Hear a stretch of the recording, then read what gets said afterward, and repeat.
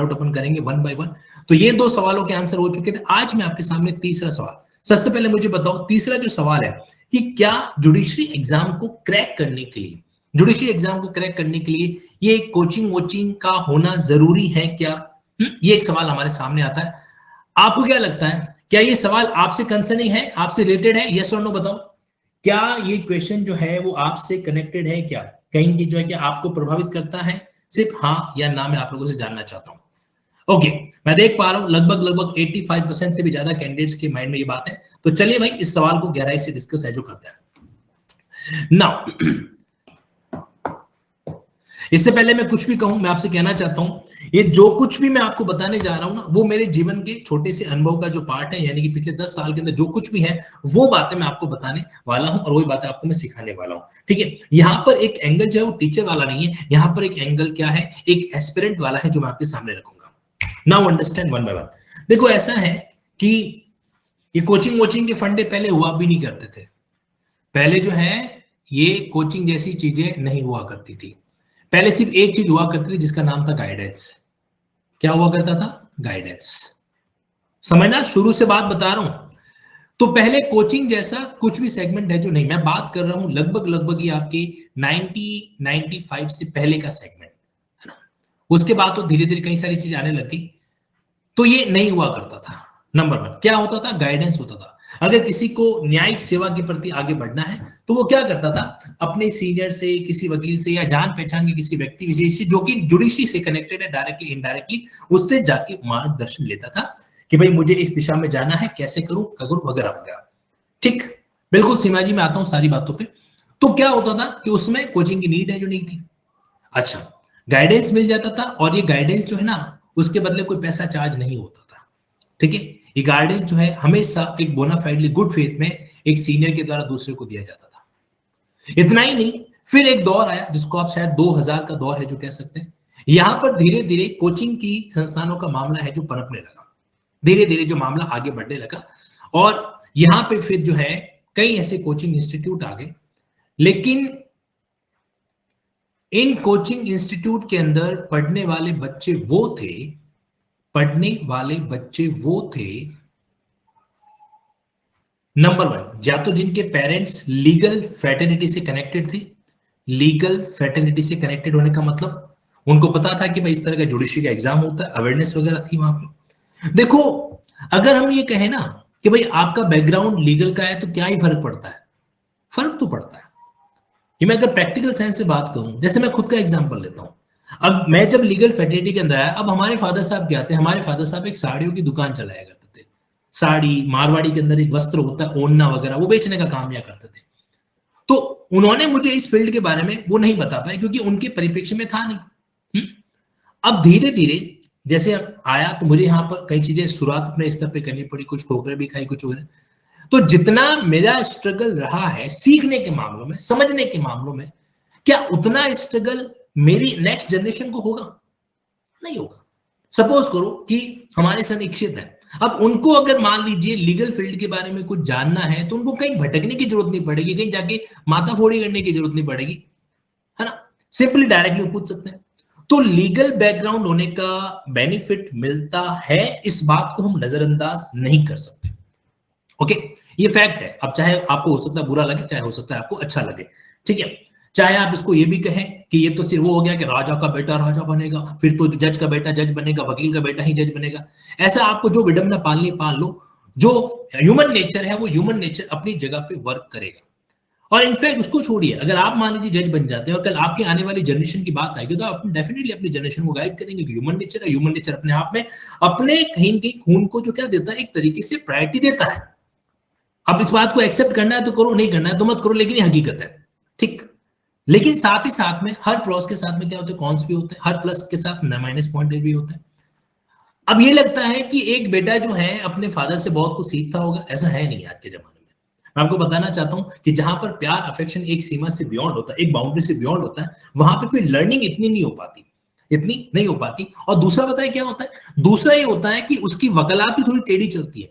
अब जैसे मान लो फादर एडवोकेट है और बेटा भी एडवोकेसी की फील्ड में जा रहा है, तो फादर ने जो स्टैंडर्ड सेट कर रखे हैं वकालत के, अगर बेटे ने उससे कम में वकालत की तो मामला नहीं चल पाएगा। मामला नहीं चल पाएगा। तो ऐसे भी कई पॉइंट है जो होते हैं। खैर चलो, मैं बात कर रहा था 2000 के अंदर, तो वहां पे क्या थे, कोचिंग इंस्टीट्यूट आना शुरू हो गए थे, और उस केस के अंदर जनरली इनमें पढ़ने वाले लीगल फ्रेटर्निटी के बनते, और या फिर थोड़ा सा जो इसका मामला था ना, वो हाई प्रोफाइल कैटेगरी के अंदर जो कैंडिडेट पढ़ी मतलब मैनेज कर सकते थे वो थे, और या फिर वो जो एक्स्ट्रा टैलेंटेड कैंडिडेट थे। मतलब उस समय तक जो है एक एवरेज कैंडिडेट इस फील्ड के अंदर नहीं रुक करता था। एवरेज कैंडिडेट है जो नहीं करता था, शायद इसलिए भी नहीं करता था क्योंकि उसमें वकालत बहुत अच्छी चल रही थी, उसमें इतना कंपटीशन है जो नहीं था। ये बात फैक्ट है कि एक समय ऐसा भी था कि जिसमें मान लो ये सरकारी टीचर के लिए जो आजकल एग्जाम होते हैं ना, तो उस समय तो पकड़ पकड़ के कि भाई इस घर में किसी ने बीएड किया हुआ, पकड़ के बोले थे तेरे को तो मैं सरकारी नौकरी दूंगा ही दूंगा। ऐसा भी होता था। अगर आप अपने दादाजी वगैरह से इस बात के कुछ बारे में जानकारी इकट्ठा करेंगे तो आपको पता चलेगा कि वाकई में ऐसा हुआ करता था। बीएड किया हुआ, घर पे लेटर आ जाता, जाओ भाई ज्वाइनिंग कर लो। बट ये उस समय की बात है जब लिटरेसी डाउन थी, जब क्या था, साक्षरता है जो कम हुआ करती थी, उसमें की बात है। धीरे धीरे लिटरेसी बढ़ने लगी, साक्षरता बढ़ने लगी, और कंपटीशन भी बढ़ने लगा।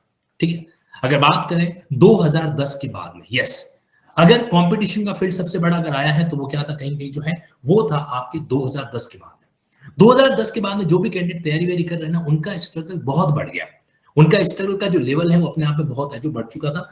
अब प्रॉब्लम ये हुई कि कंपटीशन तो बढ़ता चला गया। आप नोटिस करना 1995 2000 इसके साथ कंपटीशन का जो लेवल है वो तो बढ़ता चला गया, लेकिन कंपटीशन को फाइट करने के लिए जो क्वालिटी का लेवल है वो इनहांस नहीं हो पाया। पहले जो स्टूडेंट थे ना, वो स्टूडेंट डिपेंड हुआ करते थे लॉ कॉलेजेस पे, और यकीन मानिए वाकई में उस समय लॉ कॉलेजेस के अंदर जो फैकल्टीज वगैरह पढ़ाया करते थे, उनका क्या था, उनका प्योरली काम, उनका प्योर काम जो है वो क्या था, टीचिंग ही था। आजकल क्या हो गया है, मैं आपको ना कॉलेज लेक्चरर की विडंबना भी बता देता हूं। आजकल ऐसा हो गया है कि कॉलेज लेक्चरर से टीचिंग प्लस नॉन टीचिंग दोनों काम करवाए जाते हैं। शायद अगर आप किसी भी अपने लेक्चरर से जाके थोड़ा सा उनकी कहते हैं ना दुखती हुई नब्ज पे हाथ रखोगे ना, तो शायद एक दर्द आपको ऐसा भी सुनने को मिलेगा, क्योंकि उनसे टीचिंग प्लस नॉन टीचिंग दोनों काम कर रहा है। नॉन टीचिंग मतलब जैसे मान लो कोई यूनिवर्सिटी का रिपोर्ट भेजना है या फिर कोई इस तरह का कोई तैयार करना है फाइल वाइल, है ना, तो वो सब कुछ उनमें इन्वॉल्व है जो किया जाता है। असर किसके ऊपर पड़ा, असर पड़ा टीचिंग के ऊपर। कहीं कहीं जो है टीचिंग का जो लेवल है वो क्या होता गया, डाउन होता गया। अब आप सोचो, एक तरफ कंपटीशन बढ़ रहा है लेकिन टीचिंग का लेवल अभी मतलब क्वालिटी का जो लेवल है वो डाउन होता जा रहा है। तो ऐसे केस में वो कैंडिडेट जो सिर्फ कॉलेजेस के अंदर पढ़ता था, वो कैंडिडेट जिसने सिर्फ कॉलेज की एजुकेशन ली, अगर वो कंपटीशन के अंदर बैठ रहा है तो क्या वो उन कैंडिडेट को टक्कर दे पाएगा जो दिल्ली जैसे बड़े बड़े शहरों में जा रहे थे, वहां से कोचिंग कर रहे थे 2-2 3-3 साल तक, और उसके बाद आगे एग्जाम फाइट कर रहे थे? तो क्या उसके लिए फिजिबल है कि वो उन लेवल के कैंडिडेट्स को टक्कर दे पाए? तो जवाब है, सीधा सा जवाब है नहीं। देखो फर्क पड़ता है, क्या होता है, फर्क पड़ता है क्या, कि जब मान लीजिए आप एनएलयू से पास आउट कैंडिडेट हो, एनएलयू की आज के टाइम में खासियत क्या है, मैं आपको बताना चाहता हूं। एनएलयू की खासियत ये कि इसके जितनी इंफ्रास्ट्रक्चर फैसिलिटी भारत का कोई भी दूसरा यूनिवर्सिटी नहीं देता है, ये है इसकी खासियत। एनएलयू ने भारत की लीगल एजुकेशन का एक तरीके से बंटाधार भी कर दिया है। ये बड़े कड़वे शब्द हैं, लेकिन आपको बताना चाहता हूं, भारत की लीगल एजुकेशन को एक तरीके से पूरा डिमोलिश करने का अगर काम किसी ने किया है तो वो एनएलयू की स्थापना ने भी किया है।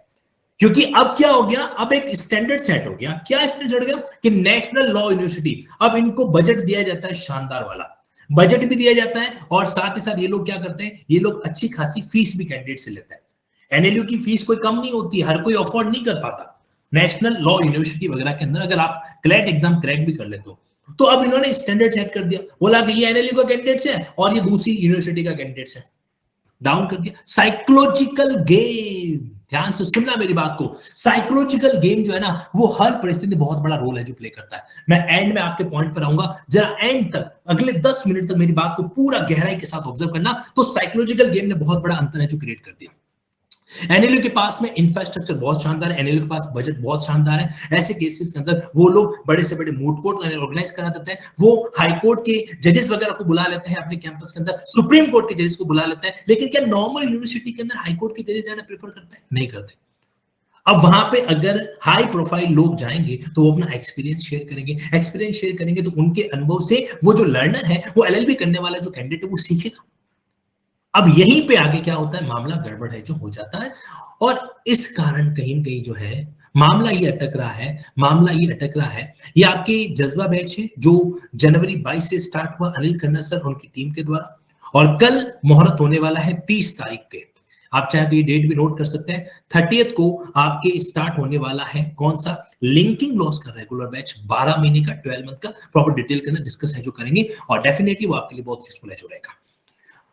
खैर चलो, तो मुद्दा वापस ये है कि कॉलेज की एजुकेशन उस लेवल की नहीं मिल पा रही जिस लेवल का कंपटीशन है। सीधी सी बात बता रहा हूं, अगर ऐसा हो जाए ना तो ये कोचिंग इंडस्ट्री बंद हो जाएगी।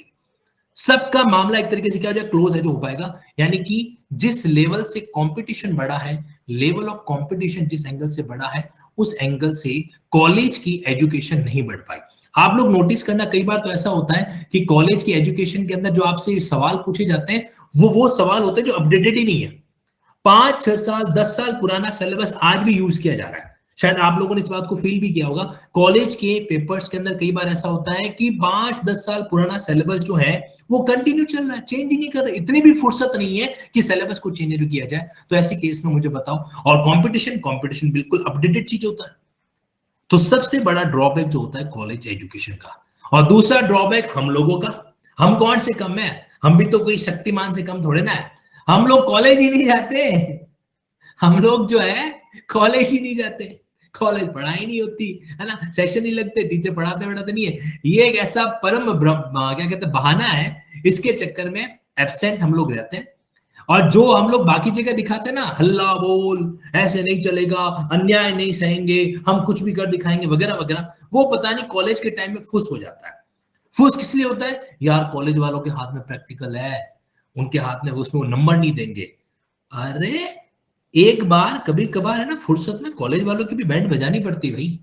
आप कोचिंग वालों को कितना दे रहे हो, सपोज करो, मैं उनको एडवोकेसी नहीं कर रहा हूं, आप कोचिंग वालों को दे रहे हो 40,000 50,000 60,000 70,000 जो भी है, कॉलेज वालों को कितना दे रहे हो, कैलकुलेट करो तो 3 साल के अंदर उनका फीस का क्राइटेरिया भी नहीं करते भी आपके लगभग 60 70,000 80,000 ज्यादा चला जाता है।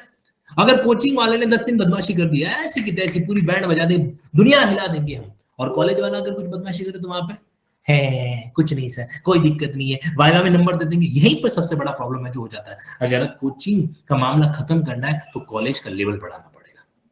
सीधी बात, नो बकवास। कॉलेज की जो अनएफिशिएंट एजुकेशन है वो मजबूर करती है कैंडिडेट्स को कि कंपटीशन में जीतना है तो कोचिंग कोचिंग करनी पड़ जाती है। पहला पॉइंट। इसीलिए अगर कहा जाए कॉलेज एजुकेशन आपकी ढंग की है, अगर आपने कॉलेज एजुकेशन अच्छी ले रखी है, वहां पर आपका कॉन्सेप्चुअल क्लैरिटी है। ऐसा नहीं कि आजकल के बच्चे कॉलेज के अंदर पढ़ते पढ़ते नहीं है, नहीं, ये एक और गलत फहमी है, पढ़ते हैं। आजकल के कई बच्चे ऐसे होते हैं जो ग्रुप बना के जाते हैं और ग्रुप को टीचर को भी पढ़ाना पड़ेगा, उनसे कॉन्सेप्चुअल डिस्कशन करते हैं। और मैं ये भी नहीं कहूंगा कि कॉलेज के लेक्चरर का लेवल कम है, नहीं, उनका लेवल बहुत अच्छा है, तभी वो गवर्नमेंट जॉब में सेलेक्ट हुए।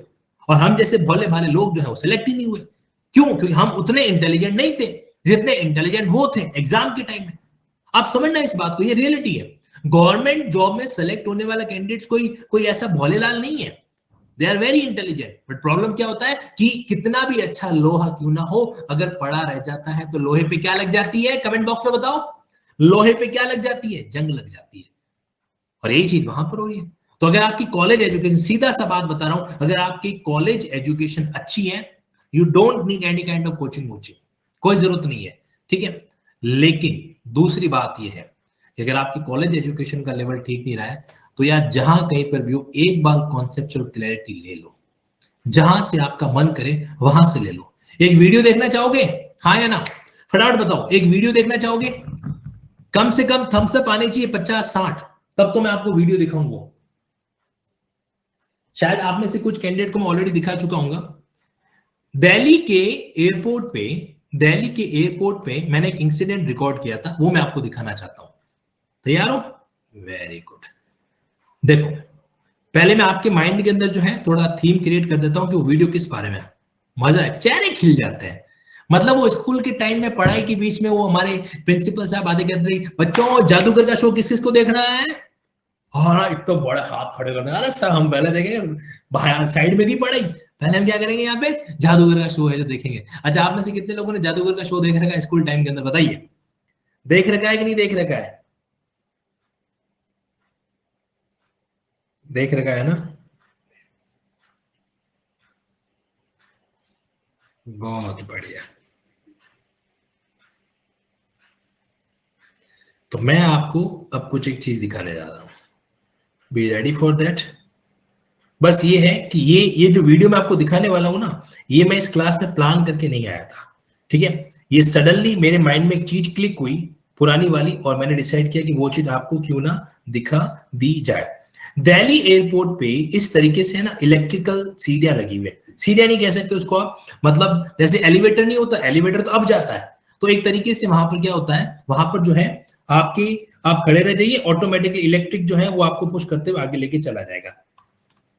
Okay sir, please send the Josh batch timing Delhi for 1 year because I have my office. Riya ji, मैं बैच के बारे में बात करता हूँ डेफिनेटली, आप मुझे थोड़ा 5-10 मिनट दे दीजिए, एक बार जो टॉपिक हाथ में, टॉपिक कंप्लीट कर लेते हैं, फिर क्या है कि हम भूल जाएंगे, और आपको पता ही है कि भूलने के बाद कुछ याद नहीं रहता, है ना, सही कह रहा हूं ना? हाँ सर, बात तो बिल्कुल सही है। ये वो वीडियो है जो कहाँ गया,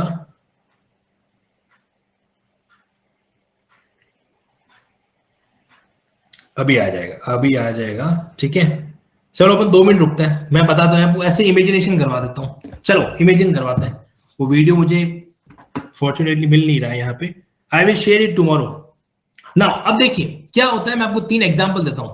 ये पहला एग्जांपल, ये दूसरा एग्जांपल, और ये तीसरा एग्जांपल। बहुत प्रैक्टिकल चीज है, अगर आपने डायग्राम समझ लिया ना, तो यकीन मानिए, यानी मानिए कि आपको सीधा फंडा समझ में आ जाएगा। Thank you so much Vidyasagar ji. Yes, इसको अपन बोलते हैं एक तरीके से, मतलब इलेक्ट्रिक ट्रैक है ये, इलेक्ट्रिक ट्रैक। दिल्ली एयरपोर्ट के अंदर, वहां पे जब फ्लाइट लैंड कर गया था, तो उसके बाद क्या है कि वो लैंड करने के बाद फिर अपन को फिर बाहर टर्मिनल के डिपार्चर अराइवल तक आने तक जो है ना, बहुत लंबा चौड़ा रास्ता तय करना पड़ता है। तो उन्होंने क्या कर रखा है, इस तरीके से जो है ना, इस तरीके से इलेक्ट्रिकल लगा रखी है, ट्रैक लगा रखे, इलेक्ट्रिक ट्रैक। आप खड़े हो जाओ, ठीक है, आप खड़े हो जाओ, और आराम से आप जो है क्या पहुंच जाओगे, आगे तक पहुंच जाओगे। चलना फिरना नहीं है। जो थोड़े से आलसी कैंडिडेट होते हैं मेरे जैसे, वो आराम से खड़े हो जाते हैं, और फिर धीरे धीरे अपना आप ही आपको यहां से लेकर यहां तक लेके आ जाता है, ठीक है। आपको सिंपली क्या करना है, यहाँ पे खड़ा हो जाना है, ठीक है, खड़े हो गए, फिर जूम करते करते आप यहाँ पे पहुंच जाएंगे। ओके, अब मैंने वहां पे 3 शूट रिकॉर्ड किए थे।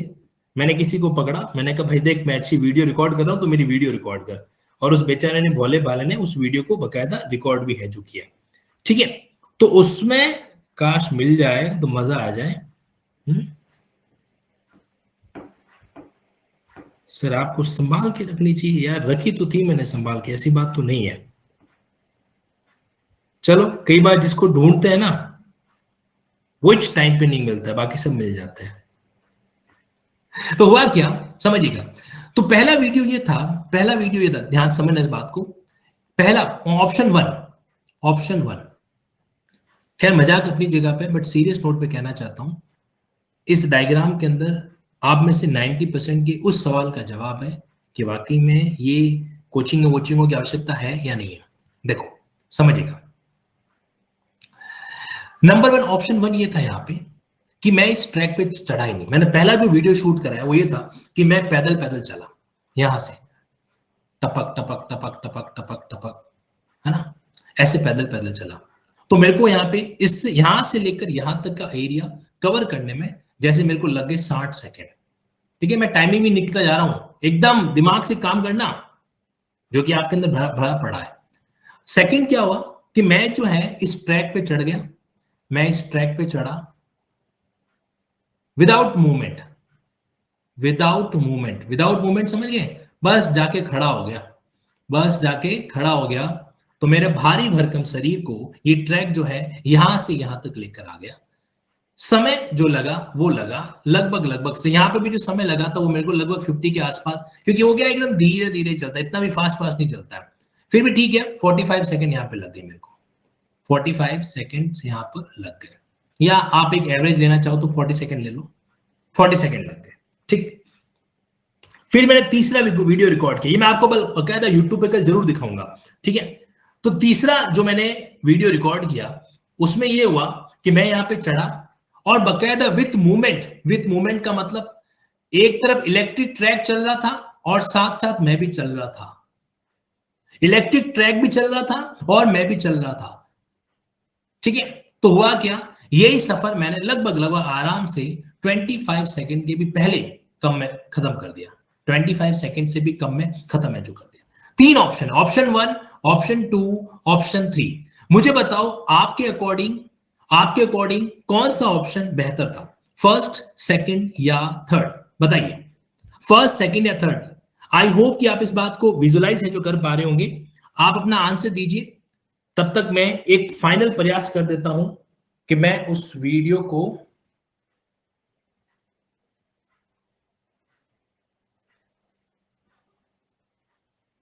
एक सेकेंड, शायद मैंने इसको हमारे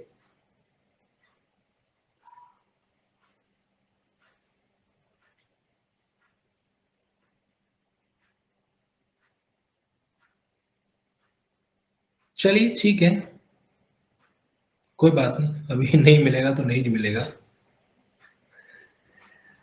तो तीसरा वाला बेहतर है, आपने आंसर दे दिया। अब समझिएगा इस बात को, तीसरा वाला ऑप्शन यहां पे बेटर है और बिल्कुल सही बात है।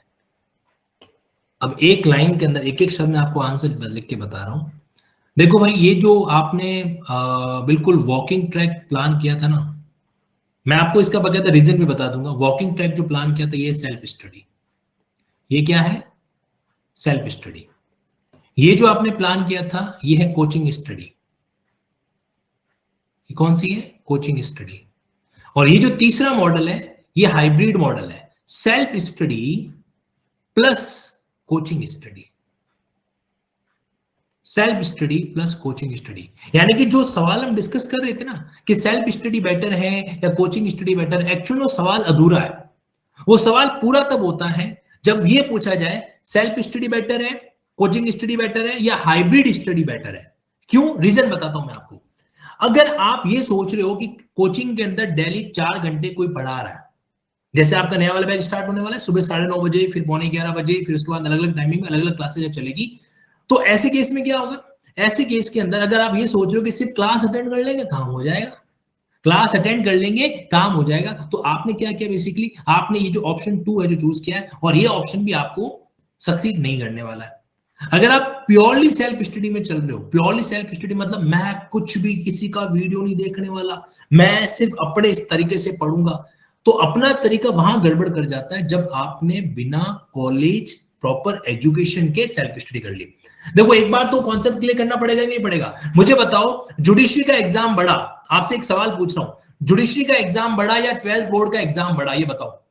जुडिशरी का एग्जाम खतरनाक है या 12th बोर्ड का एग्जाम खतरनाक है, ऑप्शन ए या ऑप्शन बी, आंसर दीजिए अपना, जो आपको लगता है उसका आंसर दीजिए। जुडिशरी का एग्जाम भारी भरकम है, डिफिकल्ट है, या 12th बोर्ड का एग्जाम डिफिकल्ट है? Okay done. अब सोचो जरा, अगर 12th बोर्ड में आपने प्रॉपर स्कूल एजुकेशन नहीं ली होती तो क्या आप सिर्फ 12th के अंदर सेल्फ स्टडी करके उस एग्जाम को क्रैक कर पाते? Be honest with yourself. अगर आपने स्कूल एजुकेशन नहीं ली होती, आप जो है 5-5 6-6 घंटे स्कूल जाते नहीं जाते, उसका होमवर्क करते नहीं करते, तो क्या संभव हो पाता? नहीं हो पाता। तो जब 12th बोर्ड से आप ये एग्री करते हो कि सर डिफिकल्ट तो जुडिशरी का एग्जाम है, और जो रिस्क आपने 12th बोर्ड के अंदर नहीं ली वो रिस्क आप जुडिशरी के अंदर लेने को तैयार, सीधा सा ऑप्शन है। या तो कॉलेज की एजुकेशन अच्छी चाहिए, और अगर कॉलेज का एजुकेशन अच्छा नहीं मिला है तो भैया माफी चाहूंगा, जहां पे तुमको ठीक ठाक लगे, जरूरी नहीं कि आप लिंकिंग लॉज आओ, जहां पे आपको ठीक ठाक लगे वहां पे एक बार प्रॉपर तरीके से क्लास लेके अपना कॉन्सेप्चुअल क्लैरिटी कर लो। अगर कॉलेज अच्छे है तो कोई जरूरत नहीं है। सर मैंने एक वीडियो देखा था, ये एक और सुनना, ये कोई नया, ये नया आया है मार्केट में। सर मैंने एक वीडियो देखा था तो उसमें वो दीदी जज बन गई थी, वो दीदी ने बोला कि मैंने जो कुछ भी किया मैंने सेल्फ स्टडी से किया, इसके अलावा मैंने किसी और की कोई कोचिंग वोचिंग ज्वाइन नहीं की, मैं जज बन गई। अच्छी बात है। अब उस दीदी का बैकग्राउंड देखें अपन यहाँ पे, तो पता चला कि वो ऐसे कॉलेज से हैं जहां पे कॉलेज के अंदर उनका एजुकेशन अच्छा रहा, वो उनके पास ऐसा बैकग्राउंड मिला जो उनको टाइम टू टाइम गाइड कर रहा था कि भाई ये इस तरह की चीजों को डील करना है, या फिर इन्होंने मान लीजिए यूट्यूब से प्रॉपर गाइडेंस ले लिया, यूट्यूब के अलग अलग वीडियो से ऑब्जर्वेशन किया, या फिर उनके एफर्ट, उनका मेहनत अलग लेवल का हो। तो आप जो है ना वन साइडेड सेल्फ स्टडी कभी भी जिंदगी में डिफीट नहीं होती है, वो हमेशा जिताने का काम ही करती है। बट प्रॉब्लम एक ही है क्या सिर्फ self study without college education and without coaching education? ना कॉलेज की एजुकेशन लेंगे ना कोचिंग की लेंगे, डायरेक्ट हम अपने दम पे जो है सेल्फ स्टडी कर लेंगे। वहां पर मामला क्या हो रहा है? गड़बड़ हो जाता है। वहां पर मामला है जो गड़बड़ हो जाता है। मैं आज एक कोचिंग प्लेटफॉर्म पर हूं, शायद मुझे बात कहनी चाहिए कि नहीं कहनी चाहिए, बट मेरे दिल की इच्छा पता है क्या? मेरे दिल की इच्छा पता ये है कि पुराने दिन वापस आने चाहिए, बंद होनी चाहिए कोचिंग है, कॉलेज की एजुकेशन को इंप्रूव है जो किया जाए। ये आपका 30 जनवरी से, जनवरी 30 से स्टार्ट, यानी कल मॉर्निंग 9:30 पर जो है इसका पहला ओरिएंटेशन सेशन होगा। अगर आप इस